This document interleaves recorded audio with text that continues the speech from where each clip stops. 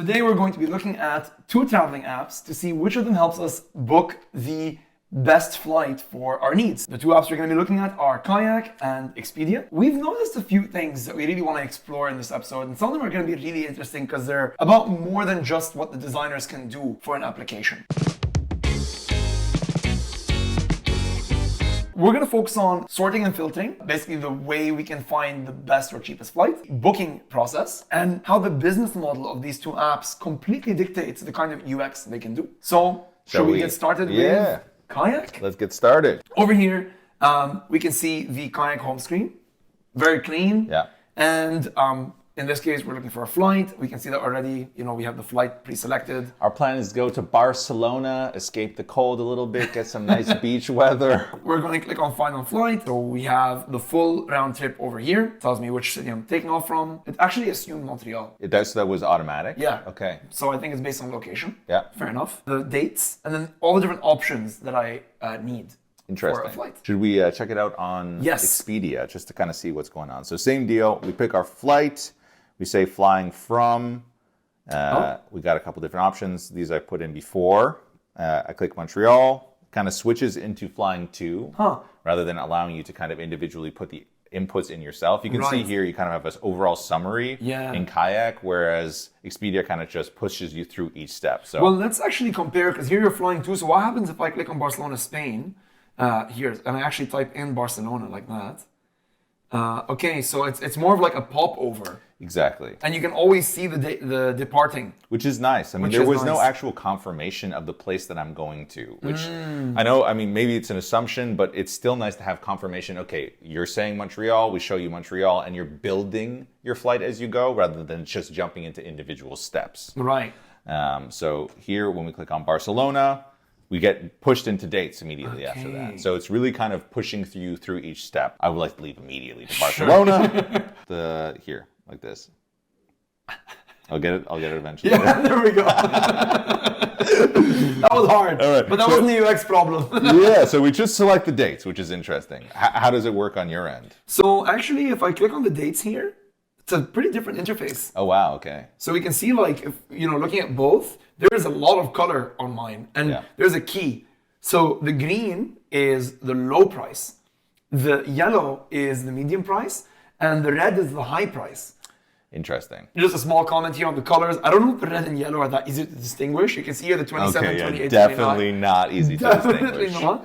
But as an idea, like looking at these two, it is much more obvious when I can fly based on money with Kayak. Totally. It's much more price conscious. With Expedia here, it's saying, okay, you choose your dates and we'll kind of find the best price within there. Whereas in Kayak, it's saying, okay, we'll actually show you which days it's best to travel before you choose your dates, which I think is an interesting distinction. And I kind of love that Kayak does that. I love the key that they have there as well. I think that's kind of one of the primary differences between these apps is how price conscious Kayak is off the bat.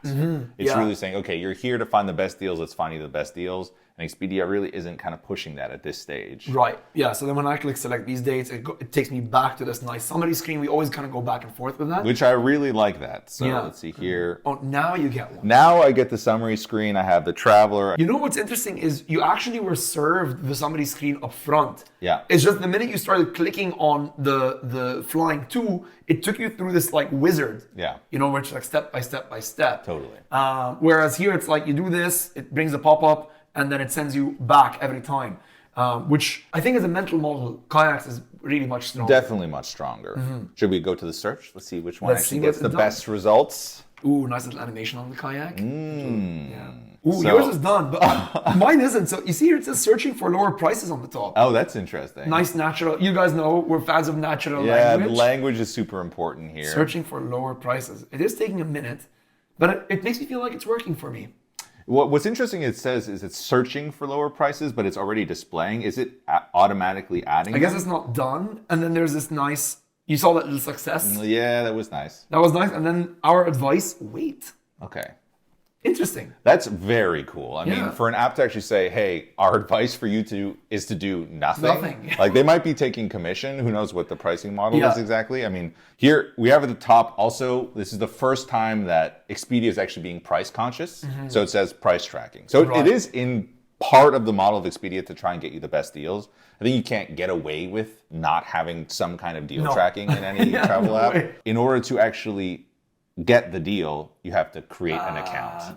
Which not going to happen here. So no, this is with no account creation.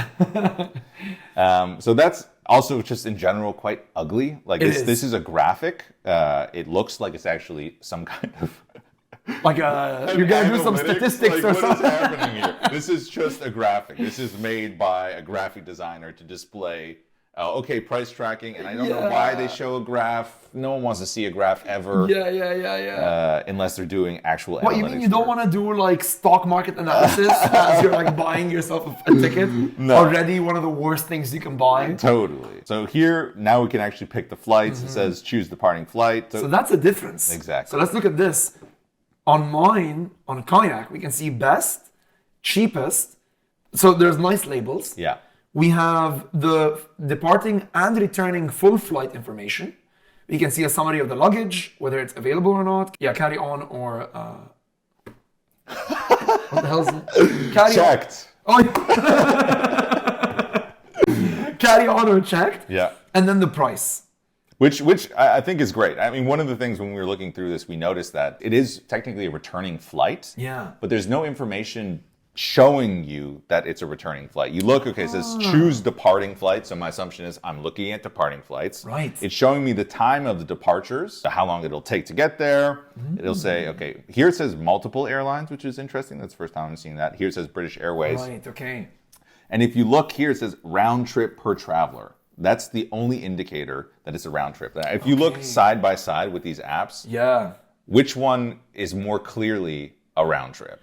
Yeah, obviously the Kayak one is like very much like, you know, here's what you'll pay and here's when you're flying. Yeah. But I think this is also the first time we're being exposed to a reality. Totally. Which is the difference between these two apps as a business. On Kayak, it is a referral site. It is not what's called an online travel agency, which is what Expedia is. Yeah. So when you buy a ticket from Expedia, everything is included in Expedia. So it's really the full process from A to Z, basically. It won't take you outside, so you can buy the tickets. Even the customer service is all done through Expedia, versus if you were buy with Kayak, all the customer service would be done with the specific airline that you were dealing with. Yeah. So I think that's where we see the first difference. So even though as an interface, the Kayak one is cleaner, obviously the language thing, there's no excuse. Expedia does not need to do the round trip like that. No. But with Kayak, one thing they can do is they know that you are only flying with Air Canada because they're not going to refer you to two separate airlines. It doesn't make any sense. And so they know what the round trip is, and so they can give you one clean number, one clean interface. Exactly, which I think is great. With Kayak, you have to deal with potentially interfaces of... For example... Oh, damn. Are we going to see some... Let's look at the Kiwi website. We're not going to do an analysis within an analysis, but I don't know what's going on with this interface. This is not familiar to me. Yeah. And then clicking on done. You can go to booking.com, that's another interface. Yeah, all different like formats. The way you actually go through it is different. There's no consistency, which is really what you sacrifice. With Expedia, what I don't like is actually the initial number is the total cost of the actual flight. And as you go, there's no clarity on that. You're not actually stacking prices. You're never seeing a total at any point except for the total within each one of these tickets. Whereas Kayak generally showed all the information in one place. It's not actually stacking in the same way. Right. You see the bottom? It only says trip total now. This is really should have been showing since the beginning and updating as I actually make changes. Yeah. So I can see what's actually happening. Here we go to checkout, and then it's done. Okay. So there you have it. The difference between Kayak and Expedia, even though the designers at those two teams had a bunch of things they could control, ultimately the business of each of them almost probably dictated those UX design teams' choices. And so when you're thinking about which one you want to use, you might want to consider whether it's important for you to book through the airlines directly, or if you like the idea of having a middleman take care of everything for you. Alternatively, if you're a designer and you're trying to, extract something out of this, I think regardless, you can implement some things from Kayak and Expedia. Overall, Kayak is much nicer as an experience. That's true. The whole front end of the experience is amazing. Everything that the designers had responsibility quality over in the designing of the app, the tagging, the pricing, everything. It's so clean and beautiful. But then you have to use the airline's website to book the rest of the flights. Whereas Expedia is kind of sort of a mediocre experience the whole time. Right. There, things could be clearer when you're picking the flight, when you're actually finding the flight and then going through the booking process, but it's all done in one go. Right. Thank you for watching. If you enjoyed that, subscribe to our channel and we'll have more to come.